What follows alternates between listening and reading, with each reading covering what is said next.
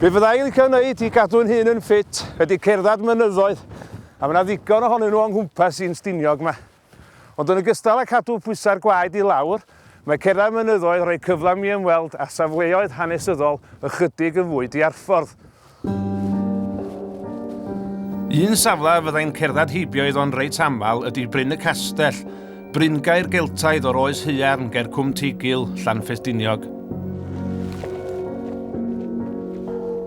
Mae profion dyddio soffistigedig yn dangos bod Bryn y Castell yn dyddio i ddiwedd yr Oes Haearn, ac i bod hi'n nodweddiadol o fryngaerau eraill yng Nghymru o'r un cyfnod, mae yna ambell i nodwedd anarferol iddi hefyd.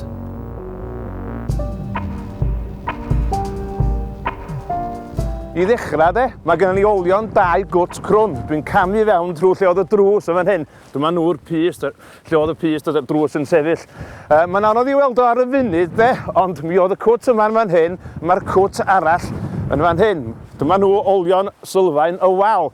A be oedd yn gwneud y 2 gwt yma yn arbennig ydy mae hein oedd y rei cynta yn Eryri i gael ei ffindio wedi cael ei gwneud allan o styllod tenna o bren wedi cael ei clymu fe'i gilydd efo gwiail. Ond mae yna nodwedd arall arbennig a prin i'r bryngaer fach yma hefyd. A mae hwnnw draw ffordd hyn.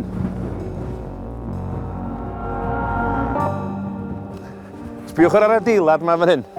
Os ywch chi sylwi'n ofalus, mae o ar siap malwan. A'r rheswm am hynny oedd yn siarad stopio'r gwynt chwthu mewn ac amharu ar y tân oedd yn llosgi yma o ddydd i ddydd. Achos be oedd yr adeilad yma oedd gefail gweithio Haearn. Pan gloddwyd y safle yma dros 30 mlynedd yn ôl, mi ganfuwyd bob matho o offer trin Haearn. Engan o garreg, morswilion o gerig, cerig hogi, cerig gloewi, a dros dynnall o'r stwff yma, gwastraff slag. A mae hynny'n dangos cryn weithgarwch yma, achos dyna oedd prif weithgarwch Bryn y Castell, sef creu Haearn. Ond i wneud Haearn, da chi angen deunydd crai. A doedd yr hen bobl ddim yn cael yr Haearn crai yn y creigiau yma o gwmpas ni fan hyn. Roedd nhw'n gael o lawr y fancw, yn y gors acw.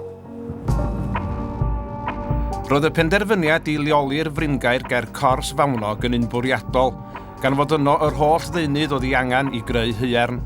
Dyddodion Haearn crai yn y mewn, clai i adeiladu'r ffwrneisi a choed ar gyfer golosg. Mae Rhodri ap Dafydd o'r Cyngor Cefn Gwlad yn arbenigo yn y math yma o gynefinoedd, a mae o wedi dod yma i'n nghyfarfod i mwyn rhoi rhywfaint o hanes esblygiad y tirwedd ar hyd y canrifoedd. Felly Rod, hwnnw'n dweud i mi mae'n mawnog oedd hon estalwm. Be os ti'n galw hon erbyn hyd? Cwestiwn difyr iawn di hwnna, mae gennym ni yma yng Nghymru lot o wahanol enw ar wahanol fath o gynefinoedd sydd wedi seilio ar fawn. Gen ti fawnog, gwern, rhostir glyb, siglen lle di'r un o'r ei glypa.